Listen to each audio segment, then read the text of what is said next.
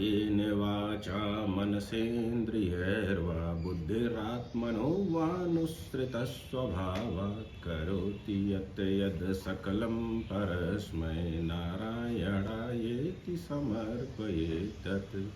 सदा भवानी दाहिने सन्मुख रहें गणेश, तीन देव रक्षा करें ब्रह्मा विष्णु महेश। नारायण समारंभां शंकराचार्य मध्यमाम् अस्मत् आचार्य पर्यंतां वंदे गुरु परंपराम। सभी सुधीजनों को प्रणाम। भगवान दक्षिणामूर्ति के अलौकिक प्रांगण में पीछे 2-3 बार से मुझ मंदमती को कुछ बोलने का अवसर मिला। आज कथा थोड़ा शुरू करते हैं।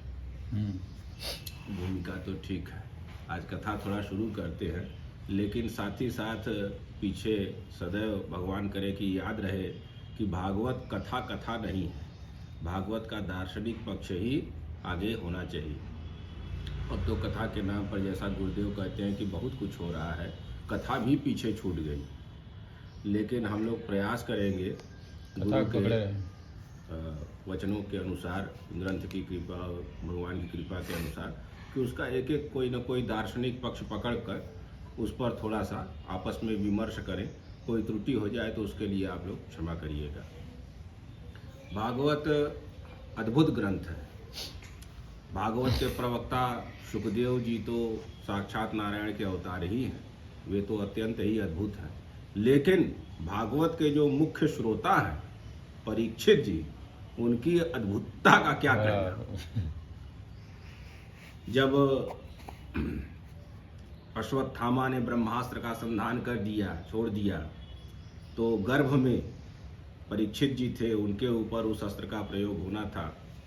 और बड़ी मार्मिक बात है कि निर्गुण निराकार भगवान तो सर्वव्यापक हैं ही, लेकिन सगुण साकार भगवान भी सर्वव्यापक ही हैं। जो चतुर्भुज रूप में बकायदा शंख चक्र गदा पद्म लेकर साक्षात नारायण गर्भ में प्रविष्ट हो गए और वहाँ पर परीक्षित जी की उन्होंने रक्षा की। फिर परीक्षित जी जब धरती पर आए तो परीक्षण करते रहते थे, जो आता था सामने उसको देखते रहते थे। गर्भ में जो आए थे वो यह तो नहीं, वो यह तो नहीं, वो यह तो नहीं, जो भी आता था भीम आदि और भी सब उनका परीक्षण करते रहते थे। भागवत में इसमें बड़ा अच्छा आया, स एष लोके विख्यातः परीक्षित इति यत् प्रभु गर्भे दृष्टमनुध्यायन परीक्षितेन नरेश्वी। जितने भी लोग आते थे सब में वो खोजते रहते थे कि वही तो नहीं, वही तो नहीं, वही तो नहीं। तो वैसे तो परीक्षित जी थे, और वैसे ही परीक्षित जी इतने धीर गंभीर थे कि मरने की खबर सुनने पर भी एकदम आराम से, और क्या 7 दिन के अंदर ही पूरे भागवत को संहरण कर लिए, ये सब बड़ी बात। और सुखदेव जी आए। तो कहने की बात ये कि धर्म सम्राट करपात्री जी ने बड़ा अच्छा इसमें लिखा कि अगर जो धरती पर आने से पहले ही, यानी जन्म से पहले ही जिसकी रक्षा के लिए तत्पर था, वो प्रयाण काल में नारायण भला कैसे ना आती। इसीलिए स्वयं साक्षात नारायण ही व्यासनंदन सुखदेव जी के रूप में उनके प्रयाण काल में प्रस्तुत हो गए। कैसे प्रस्तुत हो गए? तो लिखा गया अलक्ष्य लिंगो, कोई जनेऊ आदि कुछ नहीं, अलक्ष्य लिंगो निज लाभ तुष्टो, अपने में मगन, निज लाभ तुष्टो वृत्तैश्च बालैरवधूत वेश, एकदम बालकों की तरह और एकदम नंग धड़ंग अवधूत वेश में वहां सुखदेव जी प्रकट हो गए। और फिर परीक्षित जी प्रश्न करते गए, सुखदेव जी उत्तर देते गए, करते गए, देते गए। ये शौनक आदि ऋषि जो सत्र में जहाँ पर ये कथा चल रही है नैमिषारण्य में, वहाँ पर उन्होंने पूछा कि महाराज सूत जी, पिछले सत्र में हमने बताया था कि सूत जी को कोई लौकिक सूत न समझा जाए, अलौकिक ढंग से यज्ञ से समुद्भूत हुए थे वो सूत जी थे। बृहस्पति और इंद्र के सम्मिलित हविष्य से यज्ञ से समुद्भूत हुए वो रोमहर्षण के पुत्र रोमहर्षणी सूत जी थे, वो अलौकिक थे। सूत जी से शौनक आदि ने पूछा कि परम धर्म क्या है। बड़ा अच्छा सूत जी ने उत्तर दिया, मेरे ख्याल से दूसरे अध्याय में ही है, प्रथम स्कंद के ही, स वै एस परो धर्मो यत भक्तिरधोक्षजे अहैतुक्य प्रतिहता यह आत्मा संप्रसीदति। उन्होंने कहा परम धर्म तो एक ही है, वो जिससे भगवान में भक्ति उत्पन्न हो जाए। और आगे उन्होंने कंडीशन लगाया, कैसी भक्ति? अहैतुक्य प्रतिहता, किसी लेन देन वाली भक्ति नहीं, किसी कारण से भक्ति नहीं, बिना किसी हेतु के। और यह आत्मा संप्रसीदति, जिससे आत्मा का सब क्लेश या प्रसाद संप्रसीद हो जाए आत्मा, ऐसी भक्ति। अहैतुक शब्द की परिभाषा श्रीधरी टीका में देखने को मिली, जो कि हम लोग के गुरु परंपरा से ही जुड़े मेरे ख्याल से 116वें आचार्य थे श्रीधर स्वामी जी, उन्हीं के द्वारा लिखी हुई श्रीधरी टीका में उन्होंने कहा कि अहैतुकी भक्ति से तात्पर्य या परम धर्म से तात्पर्य क्या है? उन्होंने कहा जो निष्काम भक्ति है वही अहैतुकी भक्ति है। तो निष्काम भक्ति क्या है? कहें स्ववर्णाश्रमोचित कर्म ही निष्काम भक्ति की ओर ले जाएगी। लेकिन महाभारत में एक बड़ी अच्छी बात आई है डॉक्टर साहब, कि प्रश्न स्थापित किया गया है कि कर्म करना ही क्यों? कर्मणा बध्यते जंतुर्न विद्यया विमुच्यते। शांति पर्व में आया है कि कर्म तो बंधन में हेतु है, बंधन का हेतु, और विद्या से ही मोक्ष होता है। फिर कर्म करना ही क्यों? कर्म इसलिए करना क्योंकि साक्षात परब्रह्म परमेश्वर श्री कृष्ण चंद्र का आदेश है गीता में, न कर्म त्यजेत, कर्म को त्यागना नहीं है, कर्म करना है। यज्ञो दानम तपश्चैव पावनानि मनीषिणा, यज्ञ करें, दान करें, तप करें, व्रत करें, श्राद्ध करें, तर्पण करें, यही कर्म है। तुलसीदास जी ने रामचरितमानस में बड़ा अच्छा लिखा, होम तर्पण होम करहि विधि नाना, विप्र बुलाई विप्र जेवाई देहि बहुत दाना। तर्पण करिए, होम करिए, खूब करिए, विप्रों को बुलाइए, दान दीजिए, उनको भोजन पवाइए, ये धर्म है। गीता में और भी कहा गया, स्वकर्मणा तमभ्यर्चम सिद्धिम विन्दन्ति मानवः, 18वें अध्याय में। सिद्धि मिलती है इसलिए कर्म करें। प्रश्न आता है कौन सी सिद्धि मिल जाती है? ज्ञान निष्ठा में योग्यता रूपी सिद्धि। अपने अपने वर्णाश्रमोचित कर्म से भगवान की जब अर्चना करते हैं तो ज्ञान निष्ठा में योग्यता आती है, उस सिद्धि की बात हो रही है। और जगत गुरु शंकराचार्य भगवान का गीता का उन्होंने कर्मयोग का सार बड़ा अच्छा उसको आप लोग के समक्ष फिर से उद्धृत कर रहे हैं, आप लोग को तो स्मरण ही है। कहते हैं कर्माशक्ति फलाशक्ति अहम कृति को शिथिल कर धृति उत्साह पूर्वक भगवदर्थ स्ववर्णाश्रमोचित कर्म का नाम ही गीतोक्त कर्म योग है। यही कर्म योग है। 60 में जो है यही परिभाषा है, यही परिभाषा है। ऐसा कर्म करें तो कर्म करने से क्या मिलेगा?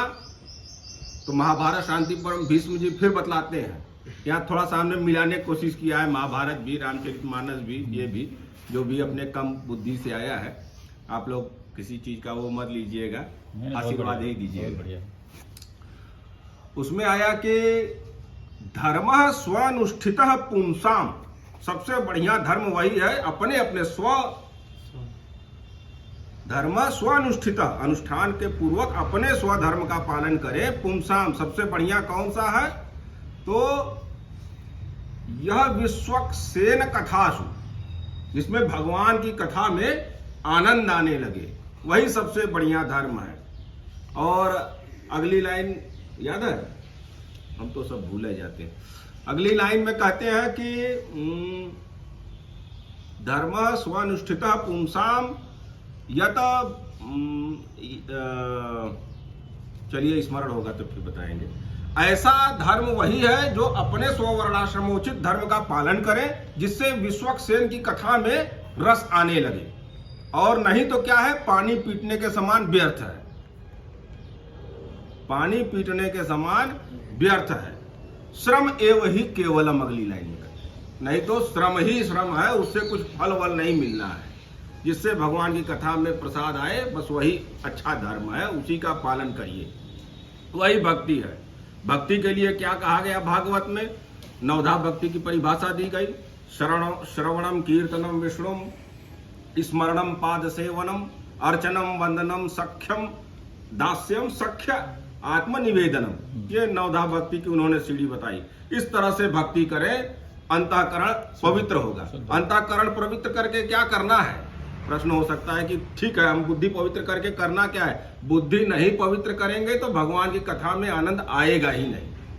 जो पतित है वो तो कथा सुनने का ही उनको अवसर नहीं मिलेगा, और कदाचित पतित नहीं है, कथा सुनने का अवसर मिल गया तो कथा से कुछ ले नहीं पाएंगे, अंतःकरण शुद्ध नहीं होगा। तो इसीलिए भगवान ने गीता में वो आदेश दिया, और यहाँ महाभारत शांति पर्व में भीष्म जी का आदेश है कि भक्ति करिए, खूब करिए, लेकिन उसके पीछे उद्देश्य है सब कर मांगत एक फल राम और चरण रति नेह।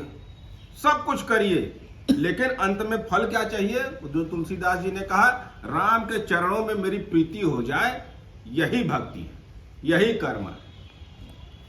और कर्म कब तक करना है, इसकी भी परिभाषा भागवत में बड़ी अच्छी दी है। सुयस जी कहते हैं, यावत कर्माणि कुर्वीत, तब तक कर्म करें, निर्विद्येत यावता, जब तक निर्विद्येत न हो जाए। मतलब कि जितने भी दुनिया के विषय भोग हैं सब वमन के समान न लगने लगे, तुलसीदास जी की भाषा में, तब तक ही कर्म करना है। मत कथा श्रवणादौ वा, या तो निर्विद्येत हो जाए, और या तो मेरी कथा में श्रद्धा उत्पन्न हो जाए। यावन न जाए थे, जब तक न श्रद्धा, दो ही विधि बताई। कर्म तब तक करें, या तो फिर बैरागी हो जाए, और या तो मेरी कथा में श्रद्धा हो जाए। दोनों में से कोई एक रास्ता मिल जाए, कर्म करना छोड़ दीजिए, लेकिन तब तक कर्म करना है। कौन सा कर्म? शास्त्रोचित कर्म, मनमाना कर्म नहीं। रामचरितमानस में राम जी उपदेश देते हैं लक्ष्मण को, भक्ति का और सब बताते हैं, तो चरणबद्ध ढंग से बताते हैं।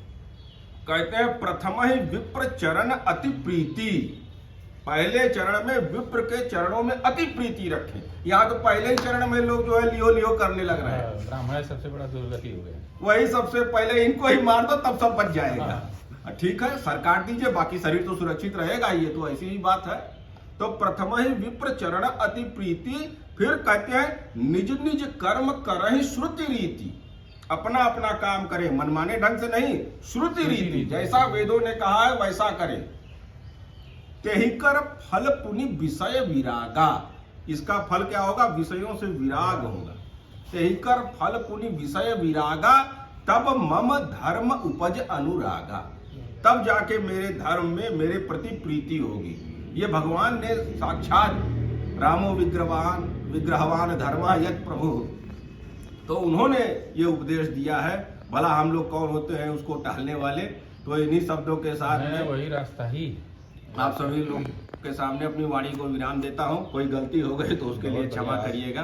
हर हर महादेव।